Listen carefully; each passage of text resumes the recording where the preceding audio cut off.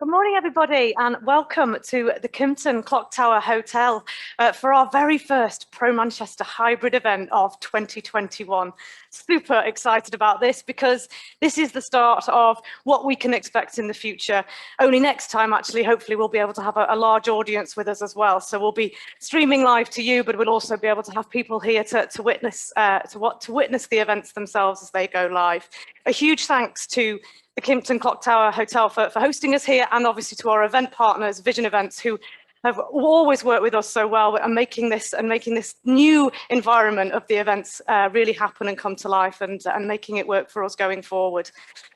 Today is a really special event because we're going to get to meet the new Pro Manchester chairman. I say new, he has been in post now since beginning of April, but today we're going to hear from Anthony, and he's going to talk to us about what his sort of vision is for Pro Manchester for the next sort of 12 months. Anthony joined the Pro Manchester board in 2019.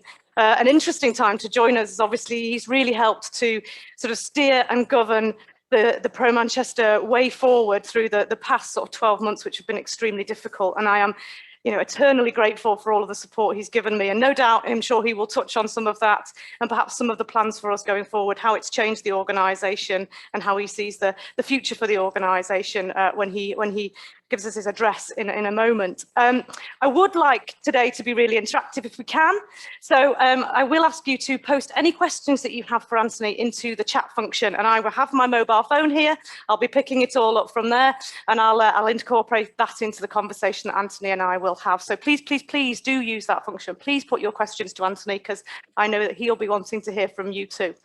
And so without further ado, please welcome our chairman, Anthony Morrow. Thank you, Sam. Good afternoon, everyone. It's fantastic to virtually speak to you all today, and I'm delighted to be able to do it from a room with other people in it who aren't my family. Although I would stress that when I say other, there are 5 of us here, so we're not getting carried away just yet. Before I jump into the main part of what I'd like to say, I just want to really take a moment to congratulate Sam and the Pro Manchester team for the incredible effort and hard work over the last 15 months to keep the Pro Manchester ship sailing. Not only have they managed to adapt the business to ensure that the usual high quality schedule of events has been delivered, but they've been also able to build foundations for the business to really grow in the future. I'm very fortunate to start my chair in a business that can look forward positively with regards to how the business looks financially and strategically. For that, I also have to give a special thanks to Jen Hazelhurst, not only for her tireless work as chair for an extended period of time, but also for the support and advice that she has given Sam and the board in navigating these trickiest times. You will be a tough act to follow, that's for sure.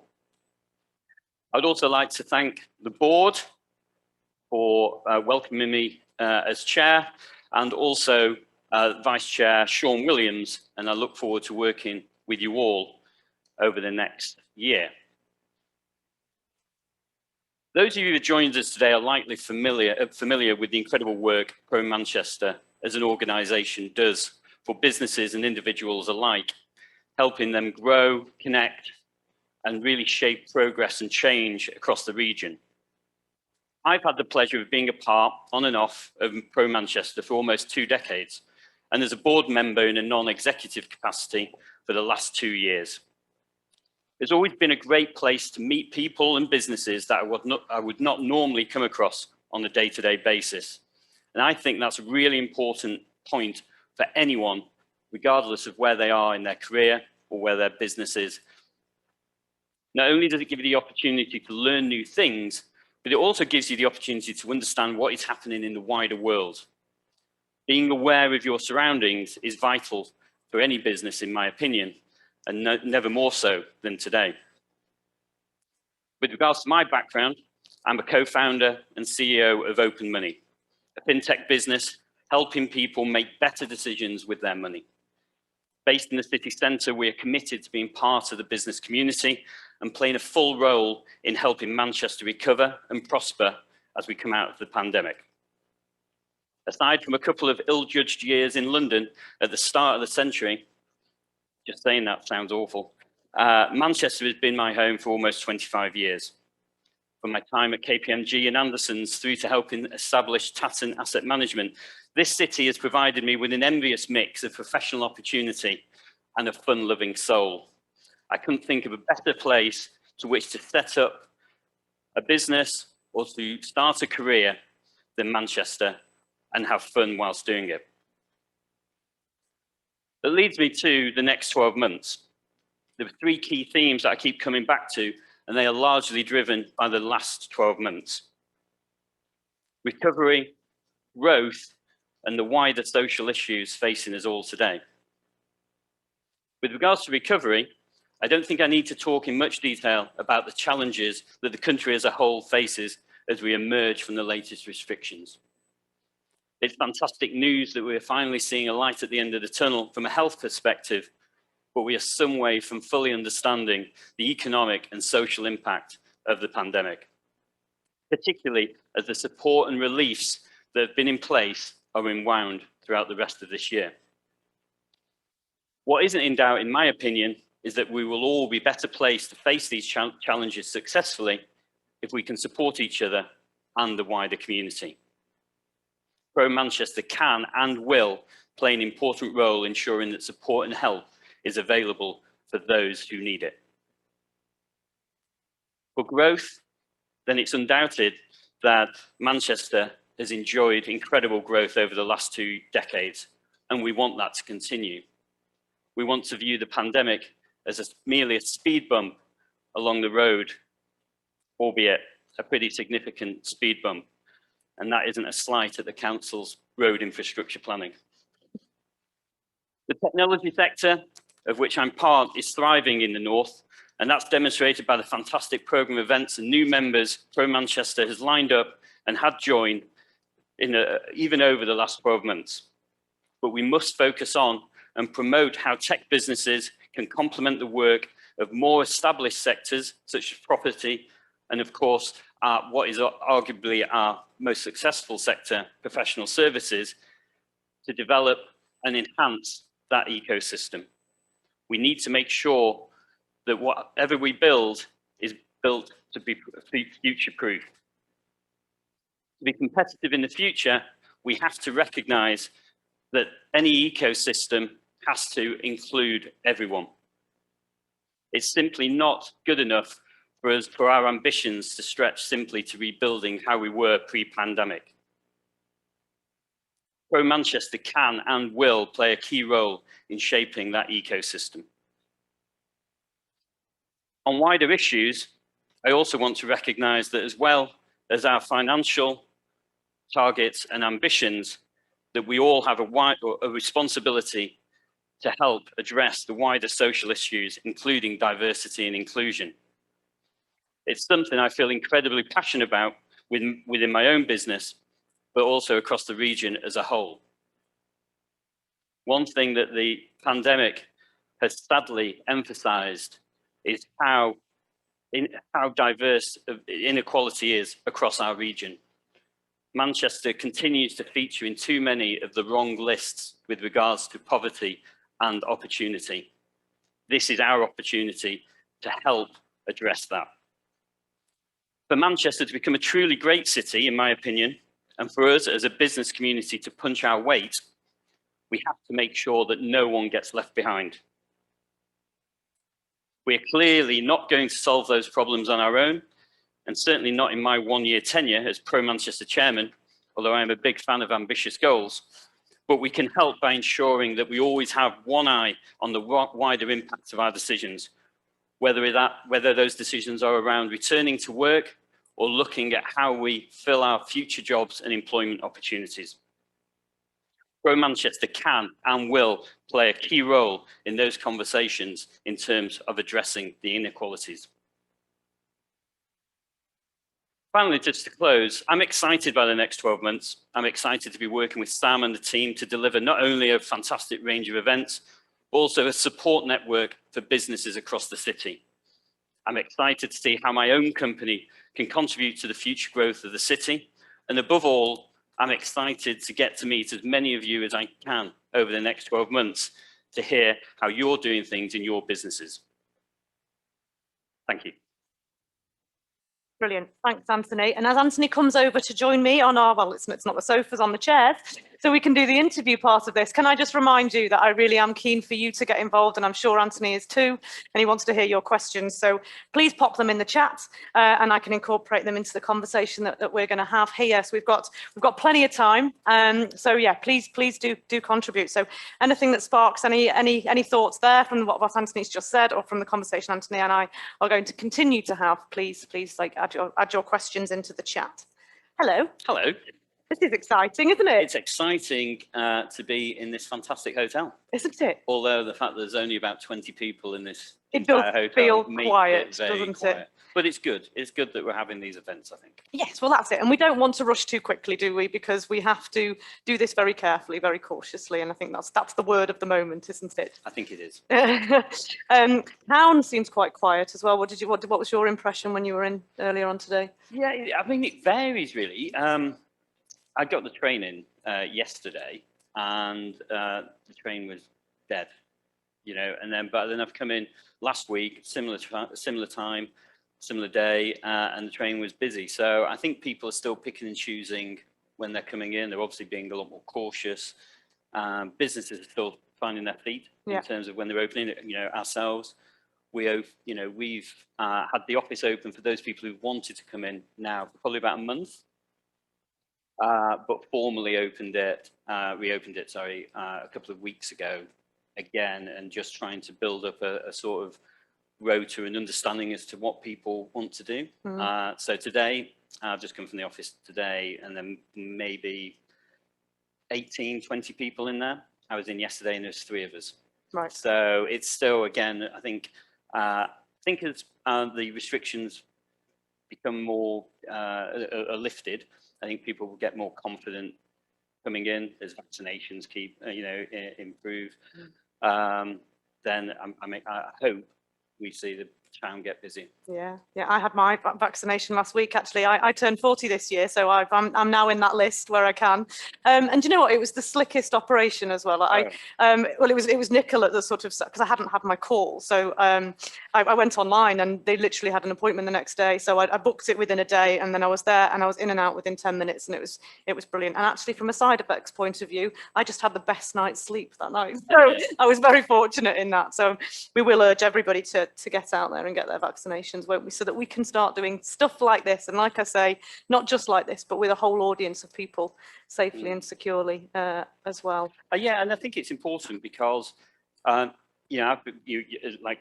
been involved in plenty of conversations over the last couple of months in terms of what coming back to the city is going to look like, and it's important that we don't just focus on the big companies and what their plans are, because there's a whole load of people who are reliant on lots of parts of Manchester coming back up, from the small shop owners to the people who work in hospitality and in retail, and of course the arts and live music venues and those sort of things all rely on businesses coming back in to get that footfall coming through, and of course, the city without those things in place, without retail, without hospitalities, without those venues, is a really clinical, sterile place. It's basically Canary Wharf, which, if you've ever been there at a weekend, is it's hell on earth. And that's why, from an employer's point of view, thinking about what makes Manchester attractive, the equation includes, your contribution to making sure that those fun side of things can operate. Yeah. Do you think, I'm slightly going off tangent here, we'll come back in a minute, but do you think this is going to fundamentally change what our city looks like? Or what's your thoughts on, or do you think actually at some point we will revert back to some happy medium between it all, or will it go absolutely back to where it was before? What's your thoughts on that? I think there will definitely be changes that come out of it, both from a business point of view in terms of how we see the office, and how and what we expect from our employees in terms of coming in. But of course, there's businesses that for whom they're working from home just isn't an option for employees. So we need to be mindful. We need to be mindful of that, and above all, we just need to take into account that even pre-pandemic, there's a lot of people in not too far away from the city centre for whom the city centre didn't hold the whole amount of attraction. So we need to think about, well, how can we get more people coming back into the city centre and not just focus on getting the people who are already there coming back? Because of course we want those to come back, but we want more people to come back. That's how we come out of this a stronger city. And that also links into quite nicely into some of the stuff that you talked about diversity inclusion as well, actually, which I think we will dig into a little bit more after this. But you talked about Canary Wharf and a sterile environment it is if you're in there when it's not during the peak times. And you talked in your speech about your years in London and then coming back to Manchester. Maybe just tell us a little bit more about that and maybe the contrast between London and Manchester that really makes Manchester appeal to you.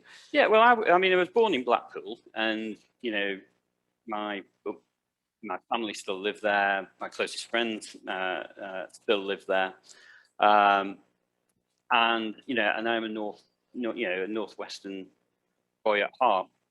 And obviously moving to Manchester, I'd come to Manchester, for nights out and to the various nightclubs that were around in the early 90s, early 90s, and really enjoyed it. And, for someone from Blackpool, Manchester was like, whoa, this is an incredible place. So eventually working and living here was a natural thing. And then, obviously, when I was working at Anderson's, then an opportunity came for me to spend some time in London.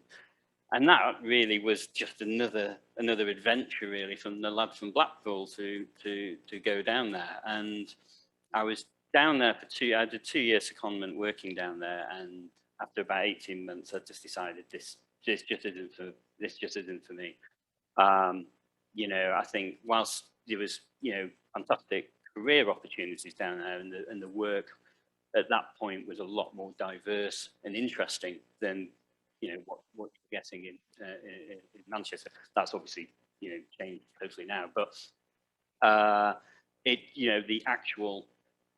can become quite a lonely place if you're not constantly socializing, which is fine, but eventually it becomes a bit tiring. So I thought, right, no, this just isn't for me. I'll go back to Manchester, and that's what I did. I think the millennium did me.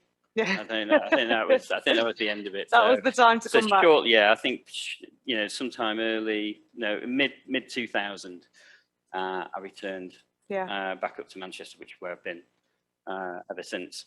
And continue, and we'll stay forever. I think so. Good stuff. I mean, I've got friends we went to university in Sheffield, but I have friends who went down to London, and there's us that stayed here, and we often go down to London. But I must admit, when I get back on the train on a Sunday afternoon and I'm coming back in, the dark clouds start rolling in as you get towards Manchester, my heart still fills with joy because it's a wonderful place to be. So, we're die-hard Manchester fans, absolutely. So tell us a little bit more about OpenMoney then, because I think everyone will want to know a little bit more about that. And we've talked about sort of the returning to the office. How many people are actually at OpenMoney at the moment? What's the size of the business? About 90 right. At the moment, of which I think maybe 45, 50 have joined us since last March, which has been obviously a challenge in itself. Yeah. Incredible. Yeah. It is. I mean, we've just celebrated our 4th birthday, and it sounds weird to say given the wider, situation for many businesses, but we've had a really positive pandemic, for want of a better phrase. And I think that's been because a combination of people have had more time on their hands, so they've been focusing on their money, but also I think it piqued many people's interests, the insecurity that a lot of us faced, and particularly around money. So we've seen a lot more interest from new customers, and then also customers being a lot more engaged with their money than they were pre-March of last year, and that's led us to grow, which is fantastic. And the idea behind OpenMoney was that prior to OpenMoney, I'd been part of a business which is now called Kimpton Asset Management, and that was a business that provided a whole range of services into traditional financial advisors. So just supported them with various products and tools. And what was very clear was that the types of customers those advisors were dealing with were becoming ever more exclusive. So you needed more money, or you needed to be willing to pay more fees. And there was a huge market of people who were being shut out, who would really benefit from getting advice on what to do with their money, but didn't have anywhere to go for it. So which we thought, is clearly wrong, because actually those people who don't have a lot of money, don't really have a lot of experience around investing or money or finance, are those least equipped to be able to be making those sort of decisions. And because they don't have a lot of money, they're also the ones who are least resilient if the decisions they make turn out to be the wrong ones. So it felt like, well, actually, these people, could really do with advice, because, certainly people who have got debts, which far too many people in this country, have, then the only place they've got to go to are typically debt charities, at which point it's too late. They've got themselves into trouble. So trying to create something that's more preventative, it seems like a really, really great idea. And I'd spoken about it with my business partner, Duncan, who's also my best friend for years. And it'd always be late at night. It'd always involve wine, and we'd always get to the conclusion that actually it's a terrible idea going into business with your best friend. I was going to ask you about that. That was going to be my next question. Yeah. So, but eventually we got to, its timings were just right for both of us to go, come on, let's give this a go. So, we started working on it in 2016, and we launched at the back end of April in 2017, and so far we've helped I think almost 90,000 people with advice around with their finances. So it's touching all anything wooden. I always go here to I don't want people to think I've got a wooden leg, actually. And it's just gone well. It's that's great. I mean, and I don't think anyone should ever sort of apologize for having a good year last year as well. I mean, I think there's a number of businesses that potentially do, because so many of us had a really troublesome year, and it was a real challenge. But at the same time, I think actually if you've had a good year but you're also giving back, which is what you and OpenMoney do wonderfully, because we're going to talk about your involvement in Pro Manchester in a minute. Then I think that's okay. It's good to do well. It's great to see incredible growth like that. Up to 90 people in your fourth year of trading, etc., etc., etc. But talk to me about Pro Manchester and your relationship then. So when did you first come across Pro Manchester? How did you first come across? I first came across Pro Manchester when I was at Anderson's, and I saw it as an opportunity just to network with people. I can't remember. I might have been a manager at the time, I might have been, going into senior manager. So I was somewhere around there, and it's one of those where right now I need to network and do that. And I think Pro Manchester was in its infancy, but it was still very much geared around lawyers and accountants. That was pretty much it, with a few investment managers thrown in, the fledgling private equity houses, I think. But it was there, and it felt exciting. It felt something new, and I did find it useful. I found it quite intimidating at first, though. The whole networking. I've never been a tremendous. It's not something that comes tremendously easily to me. Networking. It's something. I enjoy doing it, and I enjoy it when I get into the flow. But I always find it a bit apprehensive and a bit intimidating. And I certainly did then, but I could see the real benefit of that. And then I've watched it sort of grow and dipped in and out depending on where I am and where the business is. And then when we when we're starting OpenMoney, then, and we were, absolutely adamant that we wanted this to be a city centre business, really invest in Manchester and the people around that, then it seemed, just natural that Pro Manchester would be, something that we would want to be part of. Mm. And then, that led to our conversations and going, right, okay, well, got loads of ideas and loads of ambitions and loads of opinions. Most of them terrible, but some of them occasionally all right.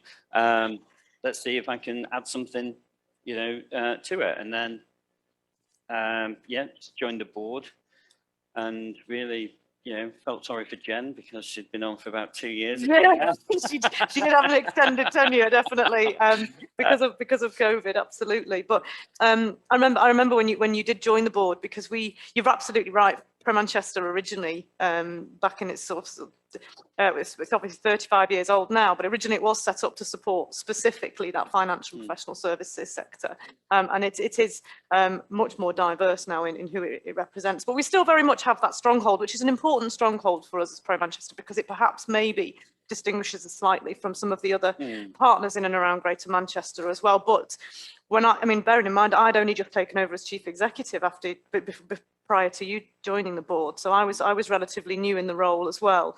But it was important to me to for the board to be more representative of the membership as it now stands. So having your input and coming onto that board was a vital part for me. Yeah, I think so, and I think diversity is just a really important part of life, and business life is no different to that. I think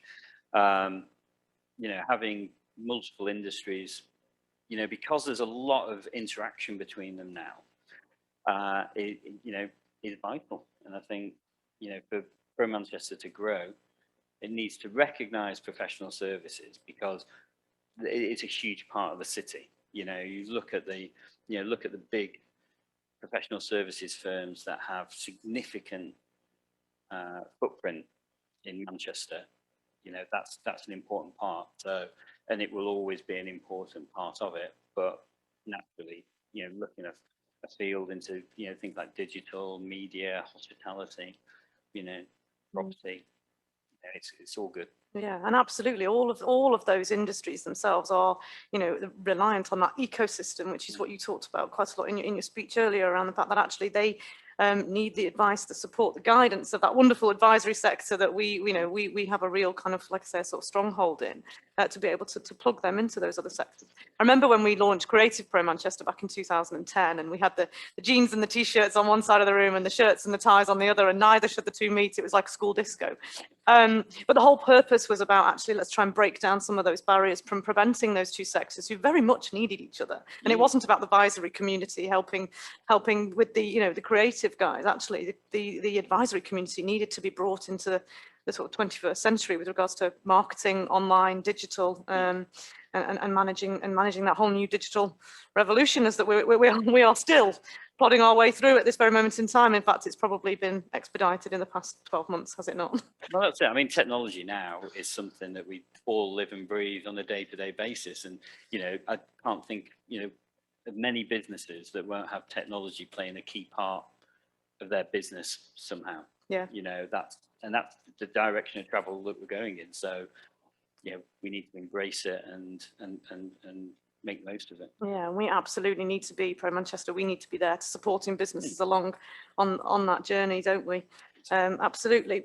So now that you've taken over the role of chairman, we talked about Jen just briefly with regards to her extended term to help us through the COVID, and obviously Jen's role within EY has meant that she was perfectly placed to help us through possibly one of the most challenging times for the business.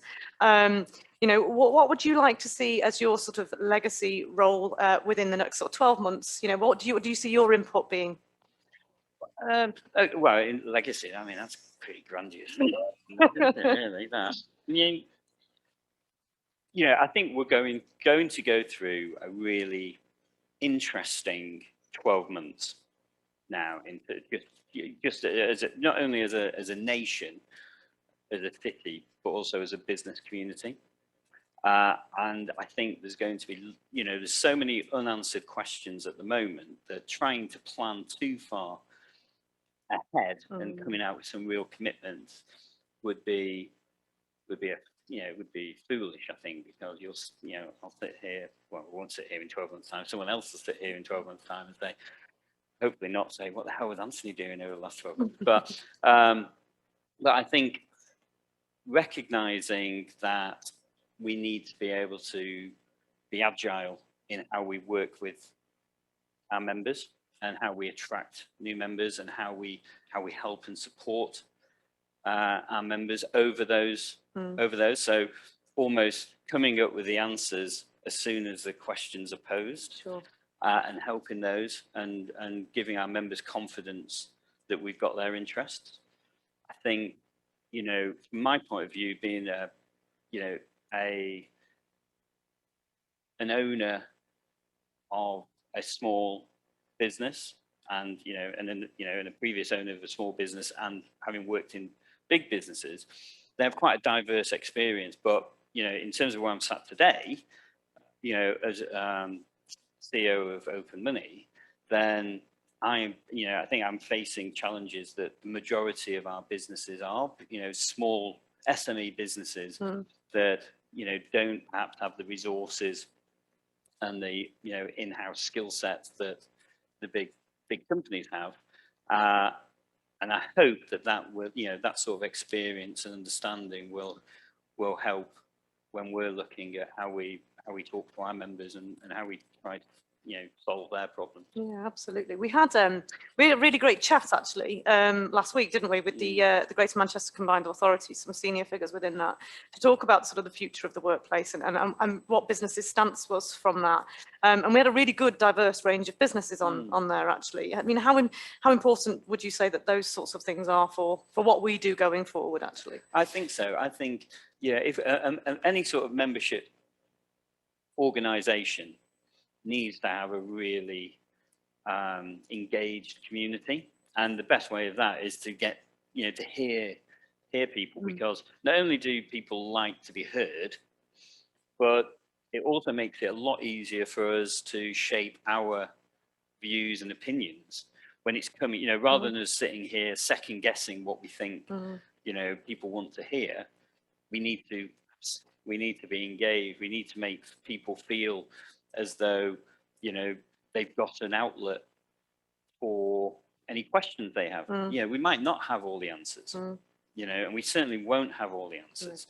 But people need to feel as though we've got, we can empathise with them. We've got their back, and they can, we're a legitimate place for them to come and and ask the question. That'd be a key. That'd be a key for me. Absolutely, yeah. I think you're absolutely right. We're not necessarily got all of the answers, but by having the conversations, perhaps collectively, collaboratively, which is what Pro Manchester is all about, we can maybe come up with some of the answers, or certainly put them to the right people to give that support. Yeah, and I think that's it. And that is going to mean, getting the EYs in the same room as the Open Monies, and in the same as the 3 or 4 man bands, because the answer will probably come from all three. And certainly the future of Pro Manchester in terms of growing and really becoming a preeminent business organisation in Manchester will come from representing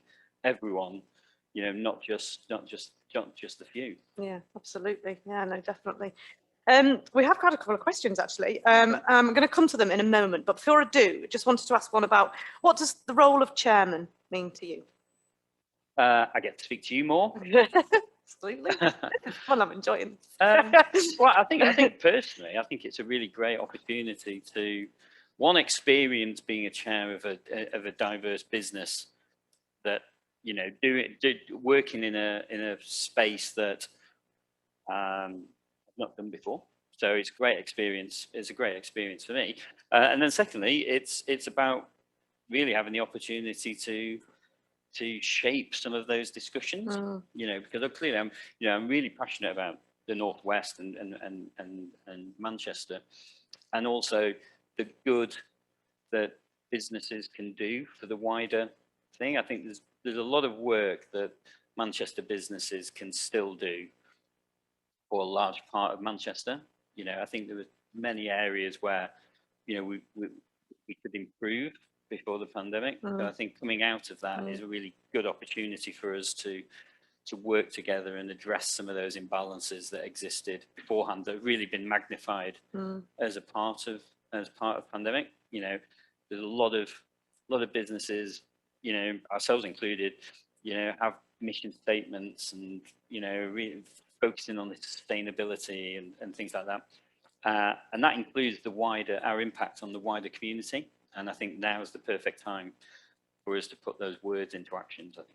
Yeah, no, absolutely. I think for all of the negatives of the past 12 months, there is some really good things that I think if we hold on to them and we manage it correctly and we work together, we can make some real positive change, can't we, going forward?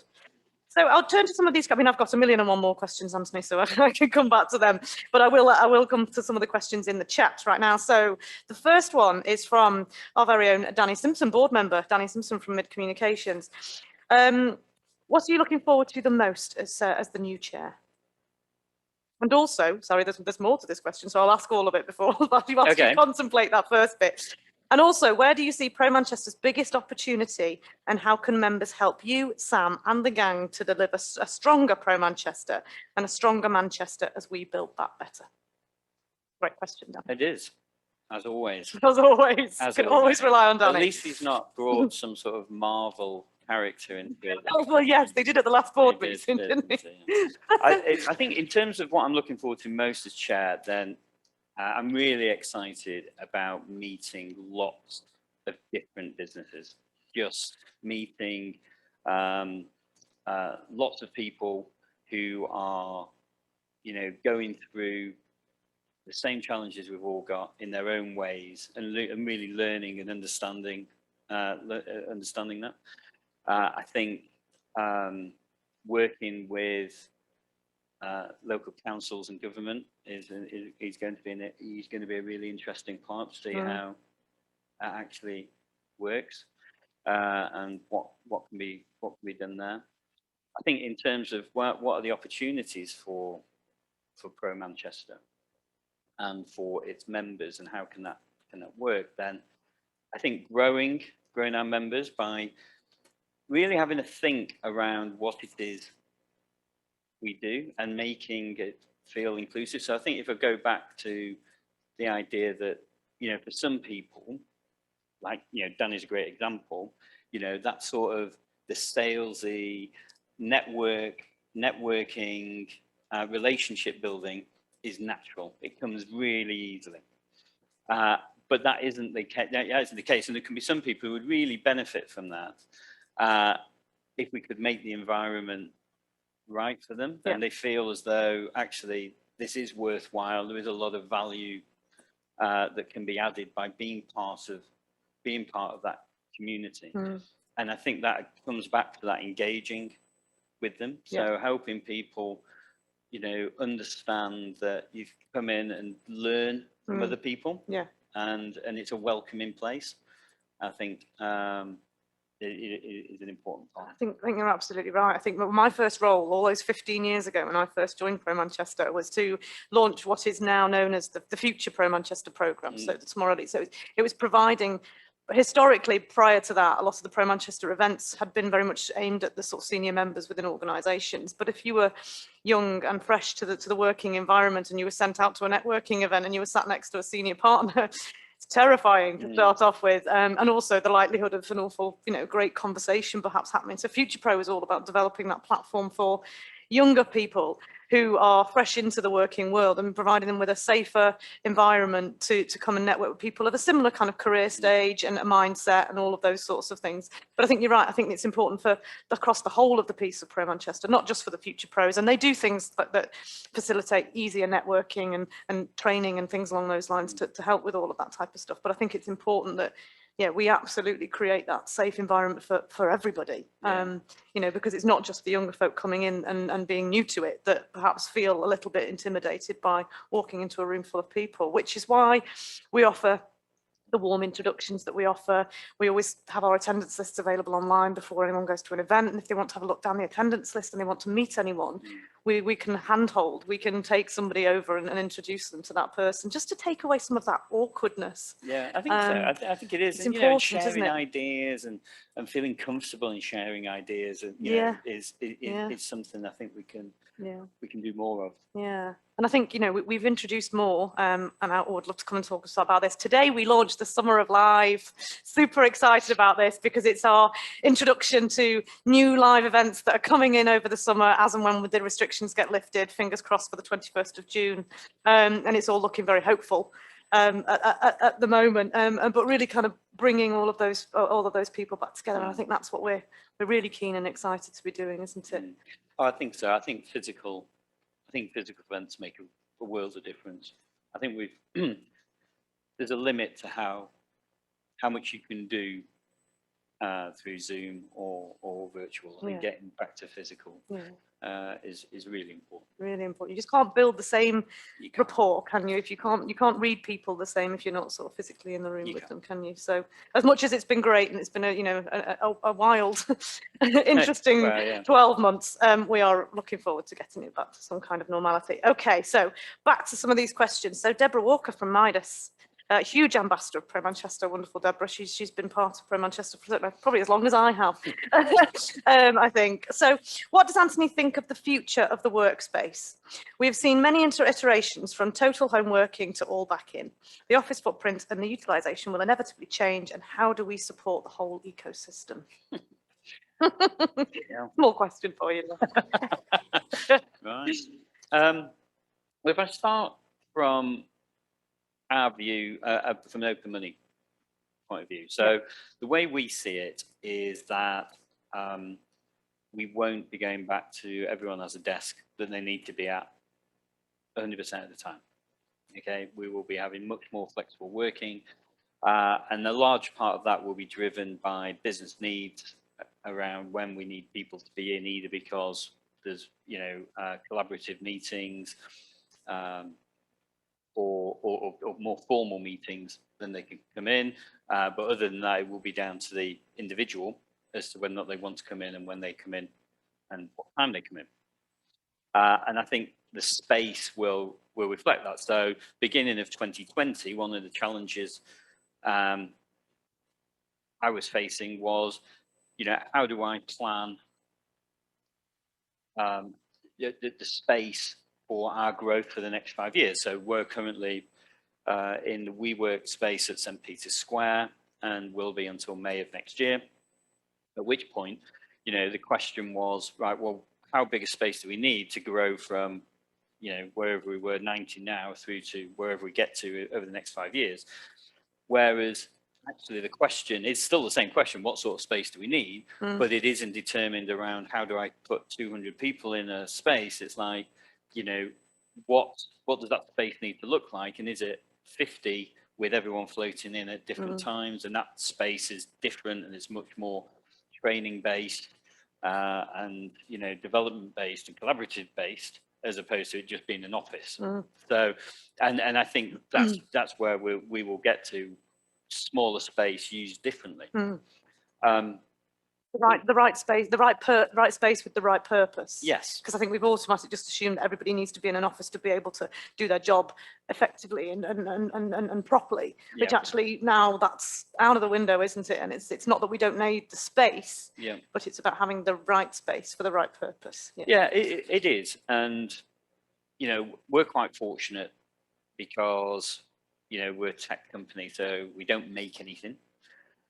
We don't have any customer facing real estate, so for us just to pick up our, we could literally just turn around and go, we'll have no office and everyone works from home, and, we'll deal with that social side through just having regular events somewhere, and you could do that. But I think that's an extreme view, which misses the sort of point of being in business. There's bigger issues at play here in terms of people and your role in the city and the community. And also we need to recognize that working from home isn't going to be an option for everyone. Everyone, yeah. You know, and that needs to be factored into our thinking. You know, saying that flexible working, yeah, for some businesses that does work, but other businesses it's just not an option. No. So you know, we need to remember that. Yeah, and I think that's the challenge that we're sort of navigating at the moment, isn't it? Is trying to understand what businesses are going to be doing going forward. But the reality being, actually, every business is dealing with this very differently because it's very individual with regards to what circumstances your employees are actually dealing with and how that works. And you know, there's some necessary in certain businesses, people have to physically, you know, retail spaces, for example, people need to be on the shop floor. So therefore, that's you know, so it's kind of managing how that's going to look like and what impact that's going to have on the Greater Manchester, certainly the city centre, I suppose. Yeah, I think some of the early talk last year, by summer last year, that you know we were suddenly going to be faced with huge empty office blocks and working from home was going to be the norm, and you know, what would that mean? I think that's going to yes.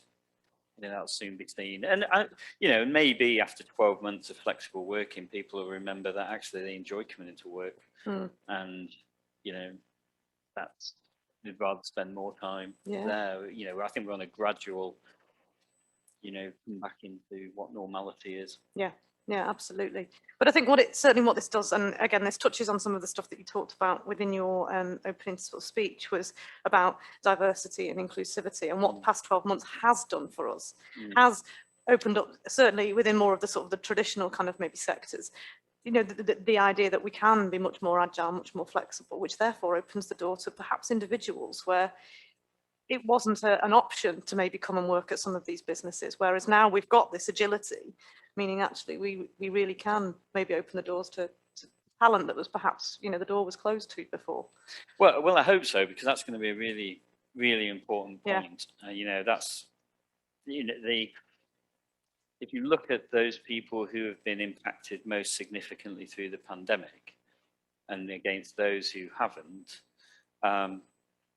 you know, it's the usual demographic that have suffered worst, you know, and they're the people for whom perhaps all the opportunities and positives of Manchester city centre, you know, weren't as obvious as they were for others. So trying to make all the great things about Manchester and all the great things about Manchester that we want to build out of this pandemic available to more people, you know, has to be at the forefront of everything that we're doing.